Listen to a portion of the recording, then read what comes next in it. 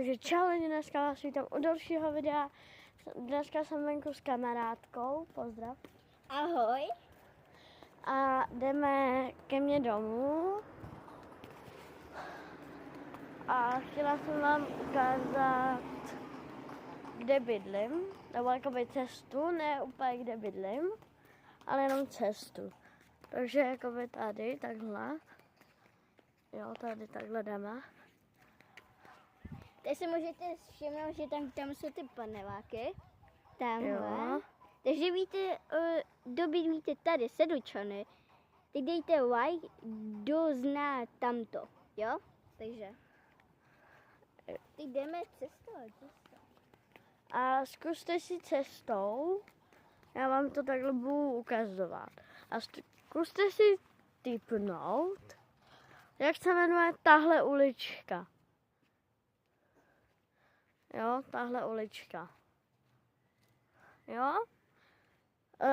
Málo kdo ji zná, když tak pište do kom.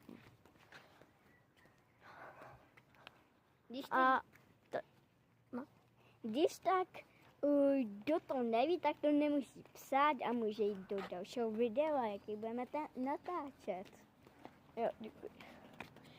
No, a ten, kdo to uhádne, tak ať někdy přijede do cukrárny Sedlec Prčice, setká se tam buď se mnou, nebo s mojí mamkou a ten vyhraje buď nějaký náramek, nebo něco, dám tam pro holku i pro kluka, takže se pak vylosuje.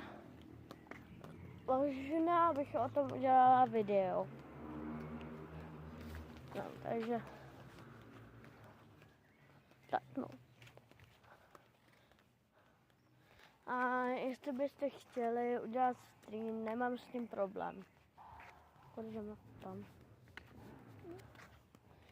Takže No. kdo ví, jak se jmenuje tenhle strom? Jo, počkej, já vám to ještě ukážu takhle zblízka. Kdo to ví, tak dejte like. A kdo to neví, tak dejte komentář. A napište tam tady ten srdíčko. takhle strom. Takový Tak, krásný stromeček. když tak udělám ještě druhý díl s tím, že se půjdeme možná tady s kamarádkou projít a ukážu vám, jakou procházku skoro každý den chodím. Pak bych vám natočila cestu do školy a pak vám ukážu naši zahradu. Takže